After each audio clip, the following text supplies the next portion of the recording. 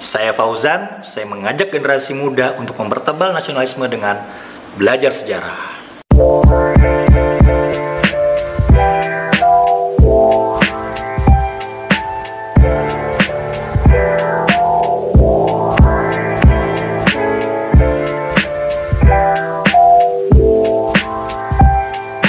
Saya Fauzan, umur saya sekarang 35 tahun dan saya adalah guru sejarah.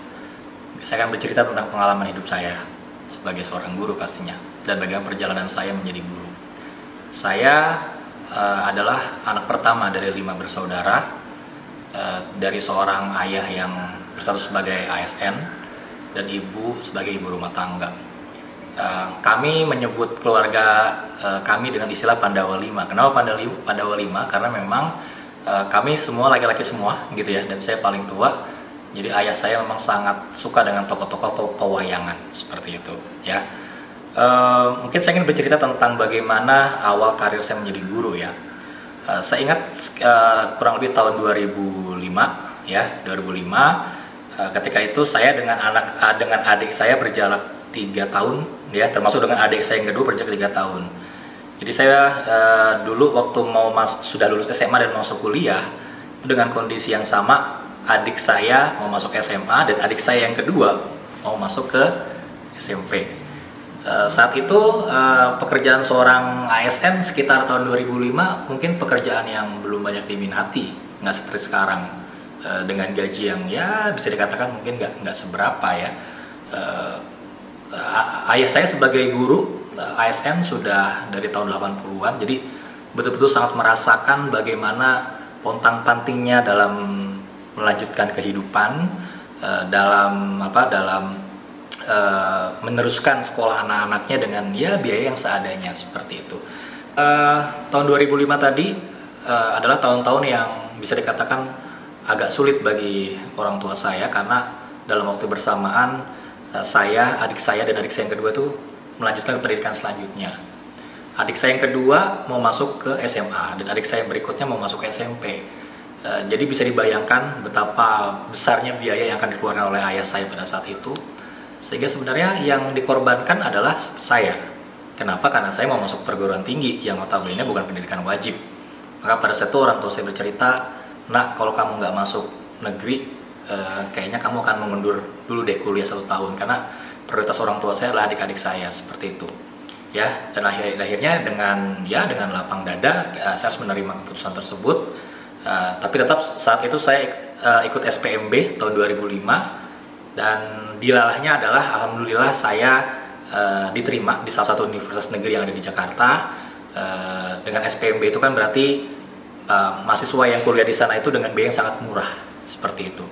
Dan dengan kisaran bayaran yang sudah diketahui berapa per semesternya, uang pangkal dan sebagainya, dan alhamdulillah orang tua saya menyanggupi dan saya bisa langsung lanjut ke perguruan tinggi negeri bersama dengan adik-adik saya juga sekolah di level-level di bawah saya. Saya kuliah di Universitas Negeri Jakarta, Fakultas Ilmu Sosial Pendidikan Sejarah. Dan bagaimana perjalanan saya menjadi mahasiswa di UNJ jurusan sejarah pada saat itu juga nggak gampang. Karena saya dihadapkan dengan pilihan, saya sebenarnya juga saya tuh juga belum mau menjadi guru sebenarnya. Walaupun saya SMA sudah suka pelajaran sejarah, jadi saya memilih jurusan yang memang mata pelajaran yang saya sukai. Nah, masalah itu muncul ketika saya masuk semester 1 dan semester 2. Saya merasa mungkin culture shock gitu ya, atau terkaget dengan budaya baru yang ada di sana seperti itu ya.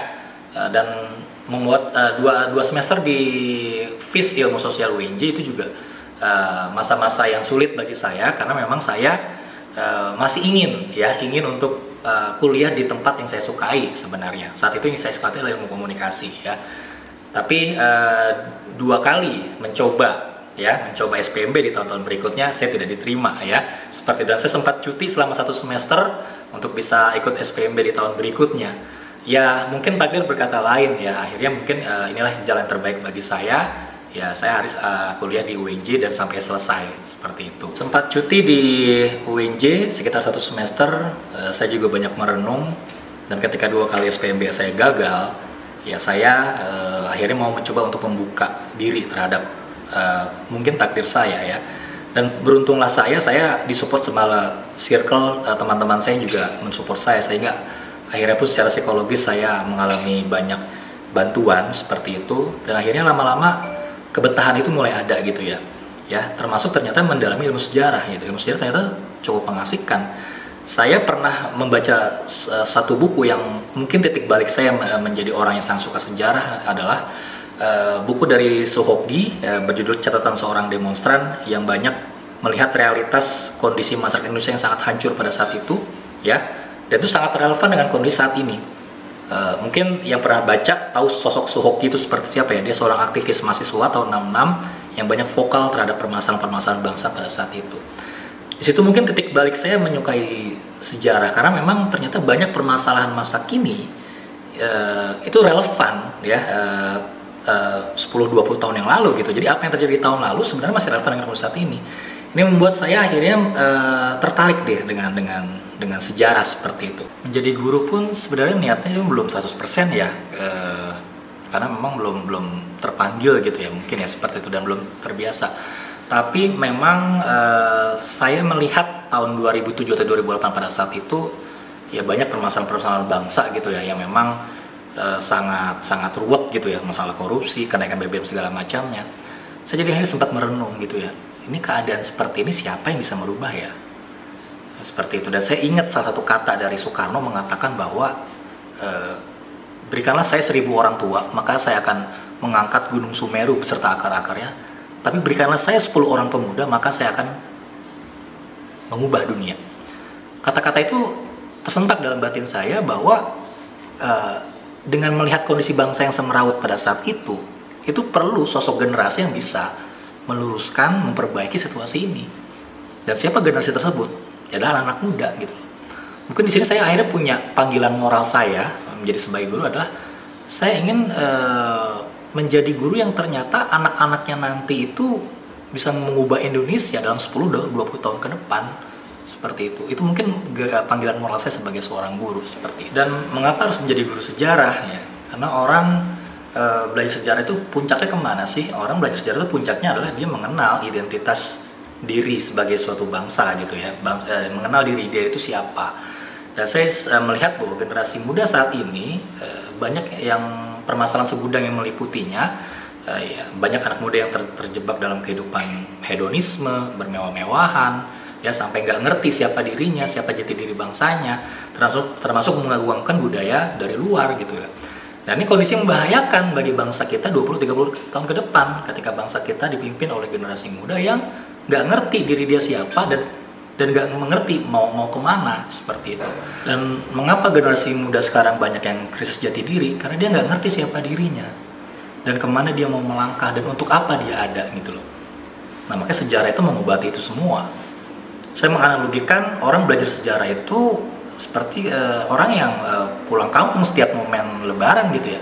Kenapa sih orang berbondong-bondong untuk pulang kampung ke negeri asalnya? Salah satu didorong rasa kecintaan, seperti itu. Ya, jadi ketika generasi muda kembali kepada jati diri bangsanya, dia tahu siapa dirinya, ya, dia tahu kemana dia akan melangkah, ya, maka disitulah sejarah mainkan peran untuk bisa memperbaiki moral generasi muda, ya. Kedepan Indonesia akan dipimpin oleh orang-orang yang bisa jadi secara intelektual dia bagus, tapi juga punya jati diri sebagai bangsa yang kuat. Nah, itu harapan saya. Saya pernah mendengar satu pepatah kuno mengatakan bahwa jika ingin menghancurkan suatu bangsa, maka hancurkanlah dulu ingatan sejarahnya. Jadi gampang untuk menghancurkan suatu bangsa, dihapus memori dia tentang siapa dirinya, siapa bangsanya, dengan mudahnya generasi muda itu bisa dikuasai oleh kekuatan lain. Dan berdasarkan pengalaman itulah akhirnya ya saya memantapkan diri sebagai guru sejarah. Ya dalam proses berikutnya saya banyak melamar ke sekolah-sekolah. Saya pernah mengajar di berbagai macam sekolah yang memiliki karakter yang beragam ya, dan karakter anak-anak yang ternyata berbeda-beda ya. Ada sekolah yang memang anak-anaknya tuh disiplin, ketika guru sudah datang itu langsung semua diam, dan ada sekolah yang memang ketika guru sudah datang pun juga kita harus mengkondusifkan dulu anak-anak supaya diam, seperti itu.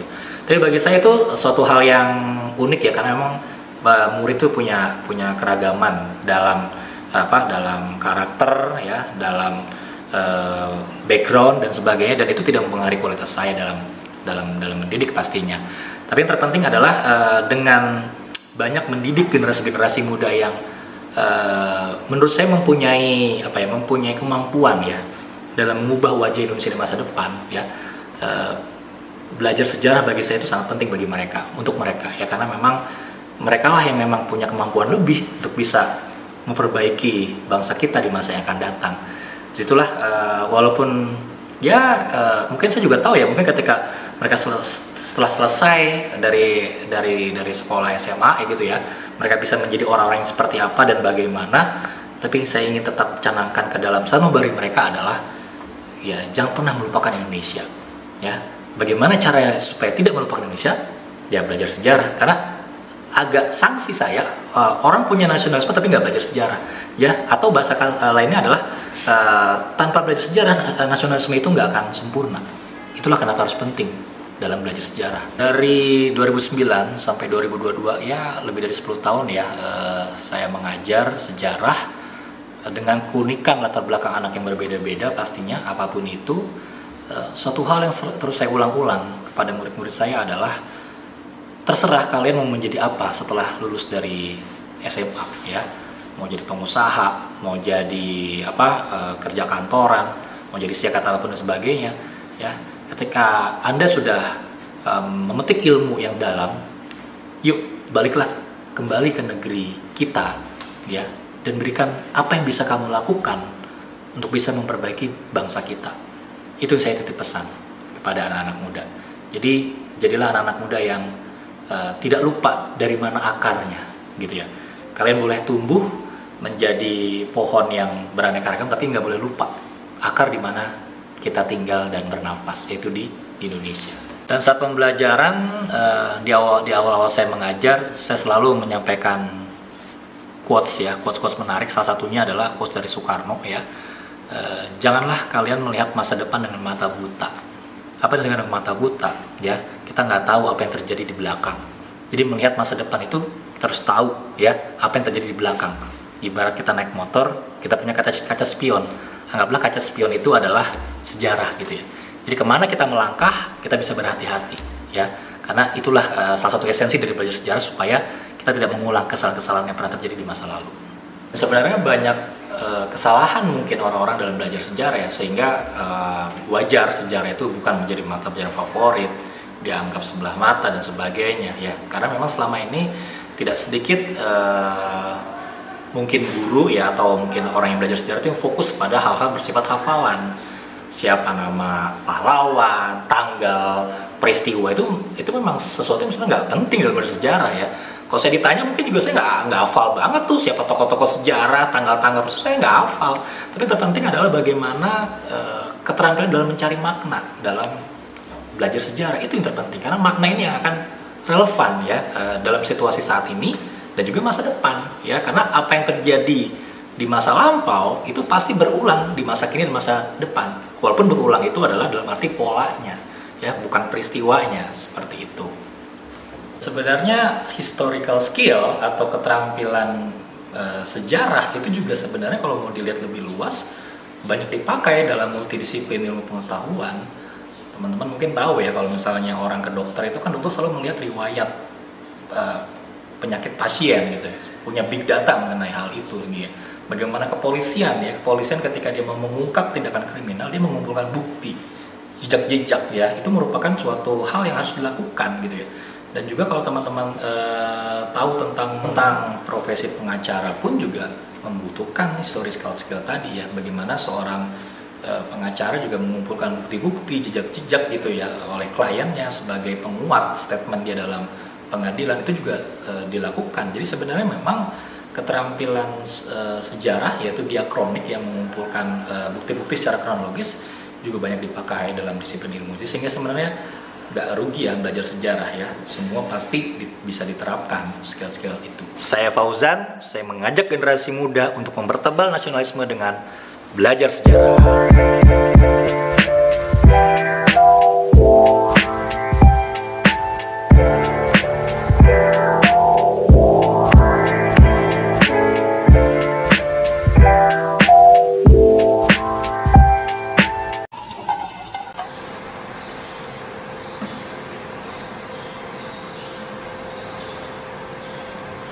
Cafe Pedagogik.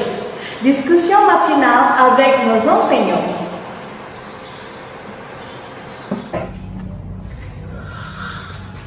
Ngopi, ngobrol pintar bareng Bapak Ibu Guru.